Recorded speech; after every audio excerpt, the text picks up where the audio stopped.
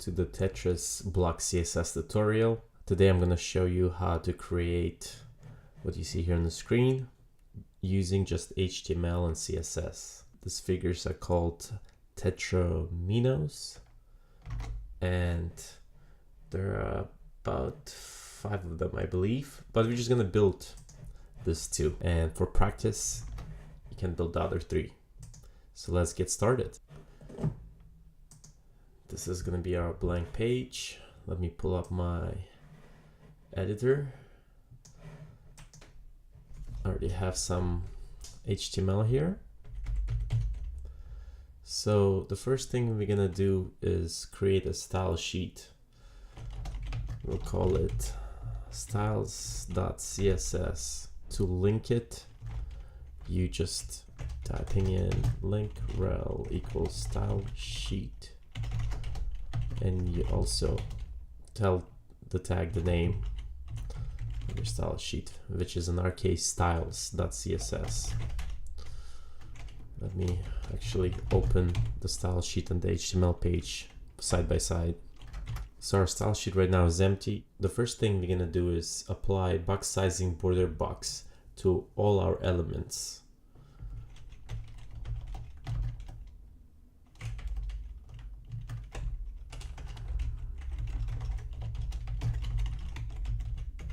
By default, CSS uses content box for box sizing. And what that is basically when you set width or height of any element, it will only change the properties that are in the content. So when you're resizing your elements, it's only going to affect your content inside. But if we set our box sizing to border box, when we set the width and height, it will affect the whole element, and that's what we want. So the next thing we're going to do is create a header, and HTML5 and CSS gives you all these attributes that lets you kind of define different sections of the page. Major concept alert. An ID versus a class. The main difference is IDs, obviously you define with an ID, versus when you define a class, you define a class using class keyword. But the most important distinction is you can have only one unique ID on the page, meaning you can have only one main header on the page. You can reuse this ID again. With classes, they're more modular, so you can use them over and over in the page.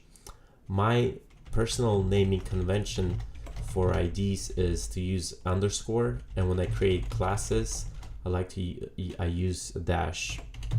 So let's create a header. It's gonna be devdelight.com. Let's name it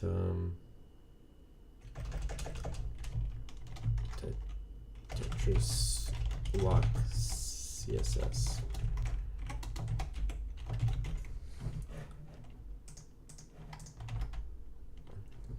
That sure doesn't look pretty, right? Next thing I'm going to do is define a span.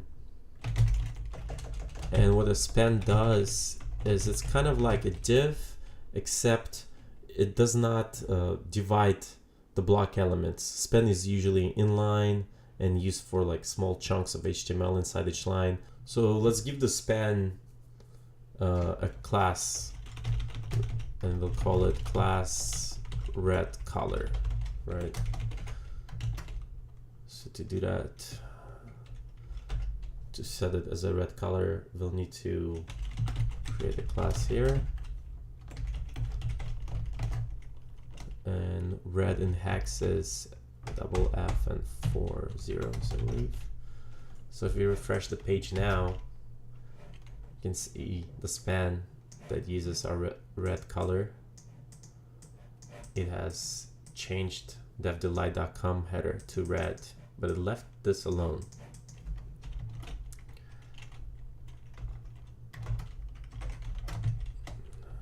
Let me move this so you can see better like that. We can also combine classes together and also IDs and classes. So for example, this is red color, if you want to change the font of this, let's see the font. So to set up this font, I'm gonna use, let's see the font class, and I'm gonna use font family. Let me just copy paste that font family. So it's easier to type it out.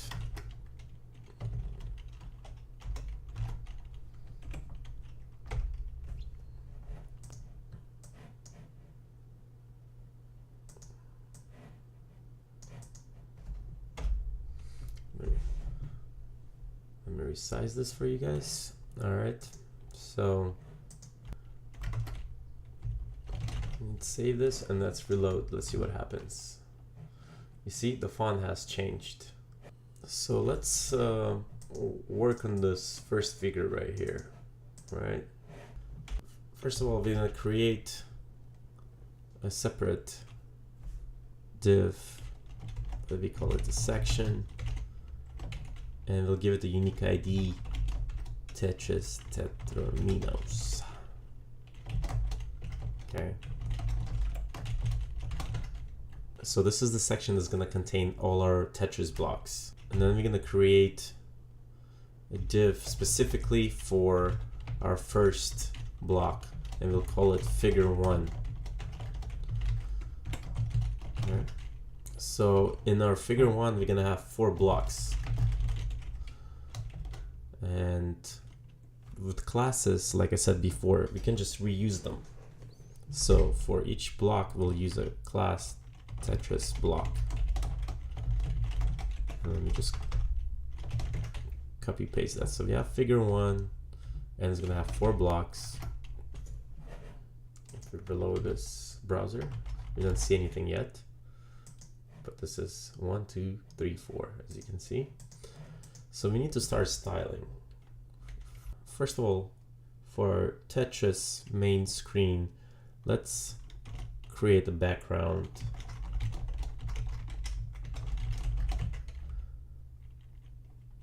And I think I'm gonna use silver background or gray background actually. So that's in hex.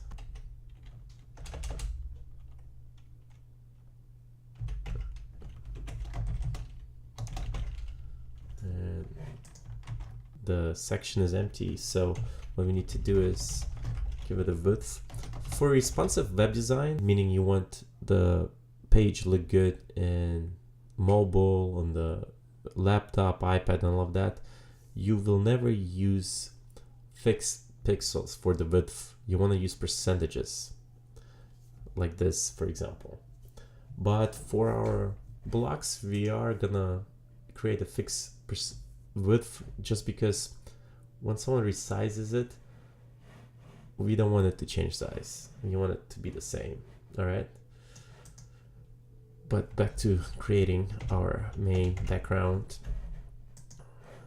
So the width will be about 20%, and there's a tag called min width, and we're gonna set it to 300 pixels. No matter what size is the browser screen window, this background over here should never be less than 300 pixels.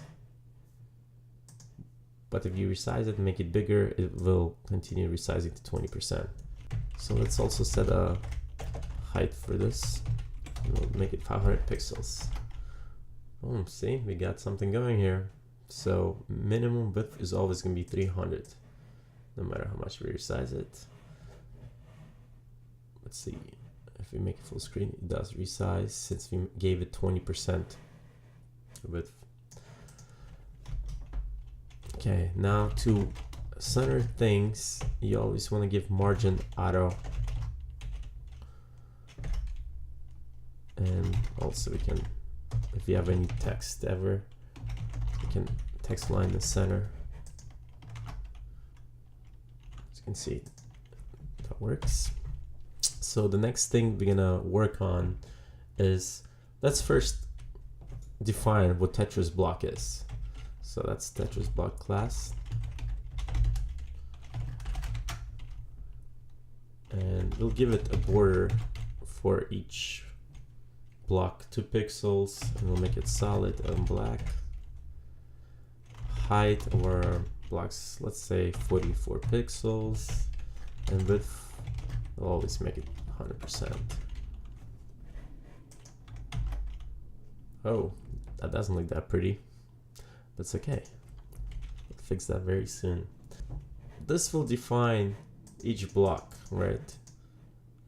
To make them look prettier, just like here, we need to style figure1 right here. That ID. Remember, to style IDs we use hashtag, and to style classes we use a dot. So let's create a border for our main figure. So if we resize our page right now, as you can see, the figure 1 resizes as well, and we don't want that because we want the blocks to be 1 by 1 and a certain size. So what we're gonna do is give it a min width 240 pixels and a max width of 22 pixels. Oops, and a max width of 248 as well. So no matter what the browser size is, the blocks are never gonna change the size. They're always gonna be 248 pixels. And there's a reason why we're doing that. Let me explain. So to affect how each block looks in this particular div tag, we can access them by doing hashtag figure1 dot Tetris block. So what that will do is everything that we style here will only affect Tetris block inside the figure1, so it will affect all 4 of them. So we're gonna give the color to each block in our figure1, and the color is gonna be hex code 44FFFF, which is kind of teal color. And to have them line up next to each other, we need to use display inline block.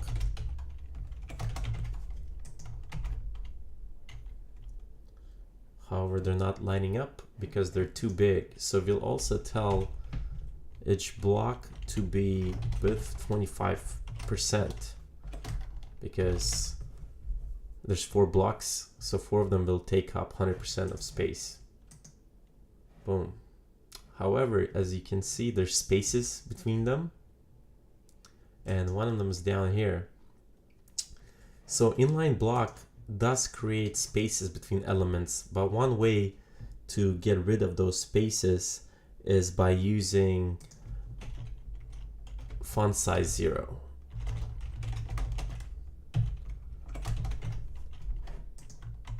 And that will get rid of the spaces. Back in the day, to do the same type of behavior, people used to use floats and clear. That's the old way of creating creative boxes and fill the browser so the elements wrap next to each other nicely.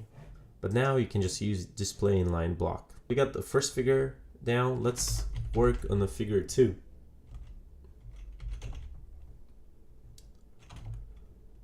So we'll create another unique ID figure 2.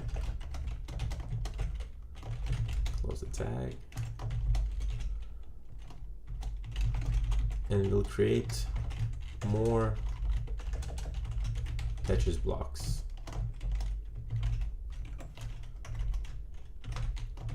We need 4 more, right? So let's give some space between those two. The way you could do that is by using margin. So in figure 1, let's add margin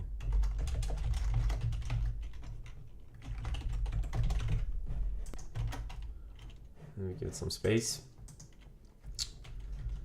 So now this one is going to be a little bit more tricky because, as you can see, we're moving this one over here. But let's first line them all up and style them. So let's give figure 2. So actually we're gonna need to separate the last Tetris block in figure 2 because we need to move it out to the right. So let's create a div, another unique ID. We'll call it figure 2A for all the 3 divs here.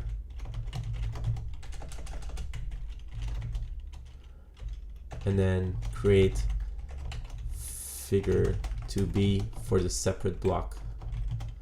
So we can style it differently from the other ones in terms of where it stays and everything else. Let's style figure 2A, all the elements that the 3 blocks that are in figure 2A. We're also gonna give them min width 62 pixel, max width also, so they don't resize 62 pixels. And we're gonna use another background color.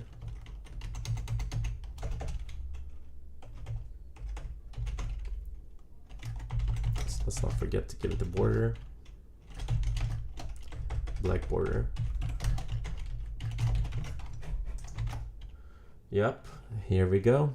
We got 3 blocks lined up, but as this one, you can see, is not styled yet very well. So we'll need to definitely figure out how to take care of that. So let's work on the figure 2B then.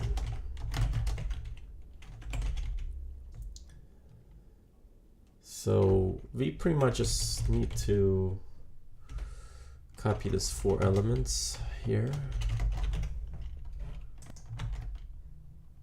As you can see, it's styled, but it's overlapping a little bit. So we'll fix that by giving it a position relative.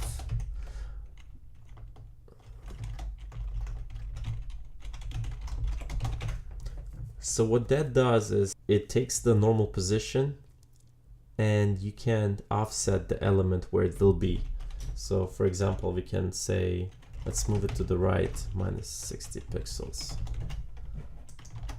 And it moves it relative to its original position. Now if you want to move it to the top, we'll move it minus 48 pixels. And looks pretty legit. The only thing is, as you can see, the border, since this one has a border and this one has a border, it looks like there's more emphasis on this border that's connecting them. So what we can do is actually turn off the border on the left side of the figure by doing border left 0. Let's see what happens. Boom. Looks perfect now. And one thing we can do is move this orange block, like in Tetris. It should be at the bottom while the new one is coming in. So we'll use the same thing we use in figure 2B and use position relative and style that on our figure 2 ID.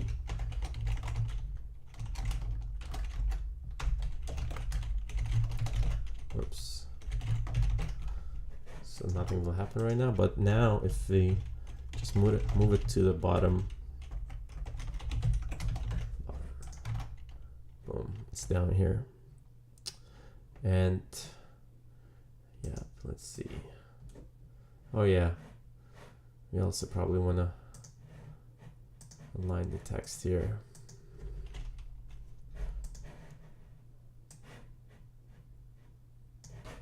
Oh yeah, we need to align the text there. And for that, we didn't do anything to our main header yet, right? So, and all we do is text, align, center.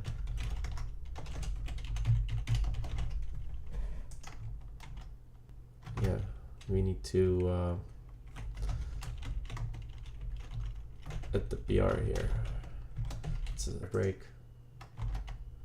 Boom. Looks pretty much the same. All right, guys, that's pretty much the tutorial.